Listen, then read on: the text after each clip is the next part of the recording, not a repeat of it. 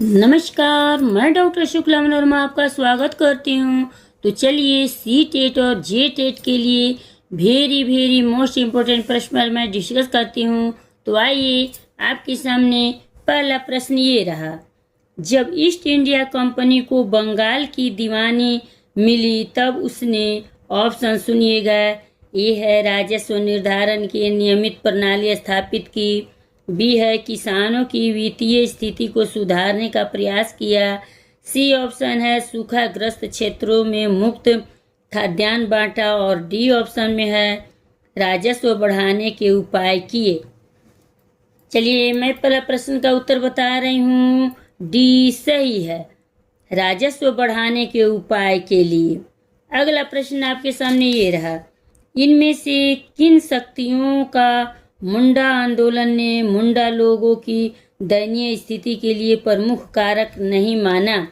ध्यान दीजिएगा, इसमें प्रश्न में नहीं पूछा है, तो आप लोग ऑप्शन सुनिए। ये है ब्रिटिश सरकार की भूमि नीतियाँ, बी ऑप्शन है हिंदू महाजनों द्वारा उनकी भूमि का अधिग्रहण, सी ऑप्शन है मिशनरियों द्वारा उनकी पारंपरिक सभ्यता की आलोचना, और डी है कृषि उत्पादन में आई गिरावट। चलिए इस प्रश्न का उत्तर मैं बता रही हूँ, डी सही है, कृषि उत्पादन में आई गिरावट। अगला प्रश्न आपके सामने ये रहा।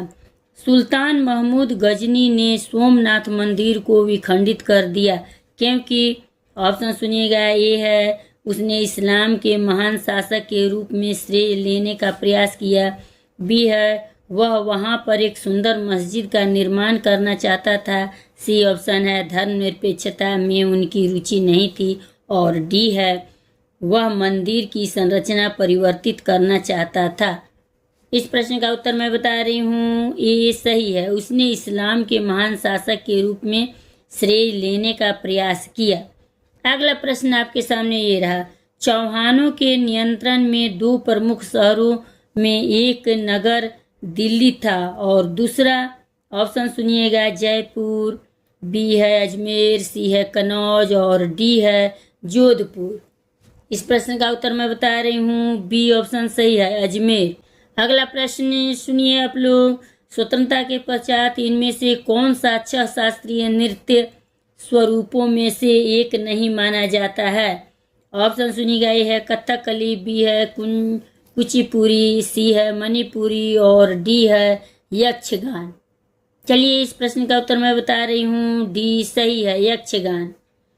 अगला प्रश्न आपके सामने ये रहा। प्रधानमंत्री पंडित जवाहरलाल नेहरू और उप प्रधानमंत्री श्री वल्लभ भाई पटेल दोनों ही भाषा के आधार पर राज्यों के विभाजन के विरुद्ध थे क्योंकि, ऑप्शन सुनिएगा, ये है भारत का विभाजन उसने लिए कड़वा अनुभव था, बी है वे इसे राष्ट्रवाद के मार्ग में बाधा समझते थे, सी ऑप्शन है विभिन्न भाषाओं में काम करना कठिन था, और डी है यह असमानता बढ़ाने में सहायक था। चलिए वेरी इंपॉर्टेंट प्रश्न मैं बता रही हूँ। इस प्रश्न का उत्तर बी सही है, वे इसे राष्ट्रवाद के मार्ग में बाधा समझते थे। चलिए अगला प्रश्न आपके सामने ये रहा। ब्रांडेड दाल की कीमत खुली हुई दाल के से बहुत अधिक होती है क्योंकि, ऑप्शन सी सही है, ब्रांडेड दाल की कीमत में पैकिंग और विज्ञापन का खर्च संलग्न होता है।